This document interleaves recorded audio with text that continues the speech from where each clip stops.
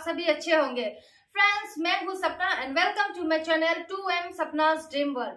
Friends, आज हम बात करेंगे कि जब हमारा ओवुलेशन होता है तब क्या हमारी ब्लीडिंग होती है, तब क्या हमारा कुछ पीरियड आया हुआ होता है। हम कैसे पता करेंगे कि ये जो ब्लीडिंग हुआ है ये किस लिए हुआ है, ये क्यों हुआ है और इसका मतलब क्या है। तो फ्रेंड्स, चलिए आज हम इस विषय पे बात करते हैं।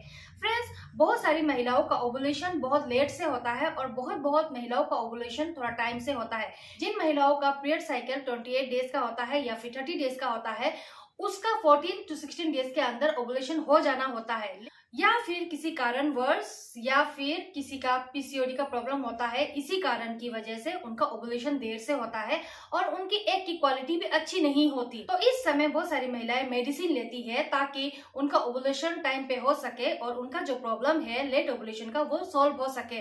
और बहुत सारी महिलाएं पीसीओडी में भी ये प्रॉब्लम फेस करती है, तब वो भी मेडिसिन के द्वारा अपना ओवुलेशन टाइमली लाने की कोशिश करती है।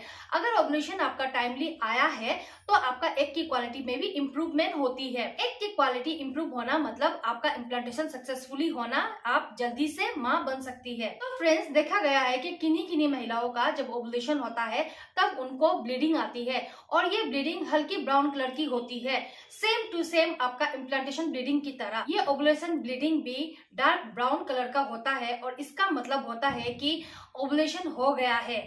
ये ब्लीडिंग क्यों होती है? क्योंकि जब ओवुलेशन होता है जब हमारा एग रप्चर होता है, जब एग जो फॉलिकल्स होता है, फॉलिकल्स में से जब एग बाहर आता है, तब वो जब फूटता है तब वो फूटते वक्त कुछ ब्लीडिंग होती है। वो फूटने के बाद कुछ साइड में जो हमारी जो पानी होती है, वो पानी के साइड में हमारे कुछ ब्लड्स भी होते हैं। तो जब वो फॉलिकल के साइड में जो ब्लड्स होती है और जब वो फॉलिकल के साथ चिपका हुआ रहता है और हमारा जब एग रप्चर होता है, वो फॉलिकल्स में से जब एग बाहर निकलता है, जब वो फट के बाहर निकलता है, वो भी उसके साथ बाहर निकल जाता है। जब वो बाहर निकल जाता है तब वो हमारी ब्लीडिंग के जरिए बाहर आ जाता है। ये एकदम हल्की सी होती है, same to same implantation bleeding की तरह एकदम हल्की सी होती है, एकदम डार्क ब्राउन कलर की हल्की सी होती है। ये ओवुलेशन ब्लीडिंग और इम्प्लांटेशन ब्लीडिंग में फर्क इतना होता है कि आपका ओवुलेशन ब्लीडिंग जो होता है वो आपके मंथ के मिडिल टाइम पे होता है। जब आपका पीरियड साइकिल का जो मिडिल पॉइंट है, पीरियड साइकिल का जो डेट है, उसका जो मिडिल पॉइंट है, मतलब मिडिल जो डेट है, जैसे कि सपोज आपका पीरियड का डेट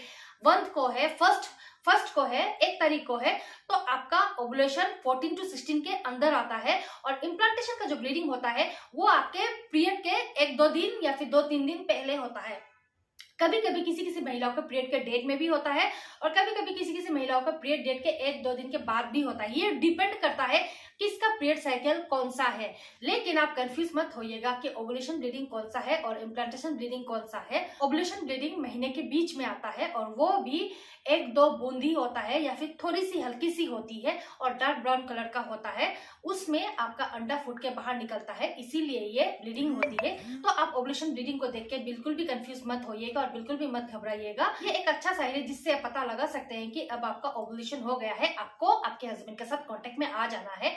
उसी वक्त उसी दिन आप अगर कांटेक्ट में आ जाते हैं और आपका अंडा उस वक्त रेडी रहता है और शुक्राणु भी आके मिल जाता है तो इजीली फर्टिलाइज हो जाता है। उसके बाद आपका इम्प्लांटेशन का काम चल रहा होता है, इम्प्लांटेशन का काम शुरू हो जाता है। तो फ्रेंड्स, अगर आप बेबी प्लानिंग कर रहे हैं और बहुत दिनों से ट्राई कर रहे हैं लेकिन आप कंसीव नहीं कर पा रहे हैं, तो आप ओवुलेशन डेट को आप नोटिस में रखिए, आप उनको ध्यान में रखिए ताकि आप उस वक्त कांटेक्ट में आए और आपके लिए इजी हो जाए एक फर्टिलाइज होने के लिए। तो फ्रेंड्स, ये सब छोटी बातों को ध्यान में रखना बहुत जरूरी होता है। आप इनको फॉलो कीजिए तो आप बहुत जल्दी कंसीव कर पाएंगे, आप भी माँ बन जाएंगे।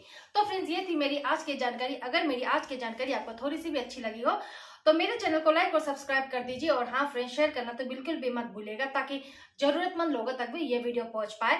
और हाँ, आप अगर कुछ कमेंट्स करना चाहते हैं तो आप कमेंट बॉक्स में जरूर कमेंट्स कीजिएगा और मैं उसका रिप्लाई जरूर दूंगी।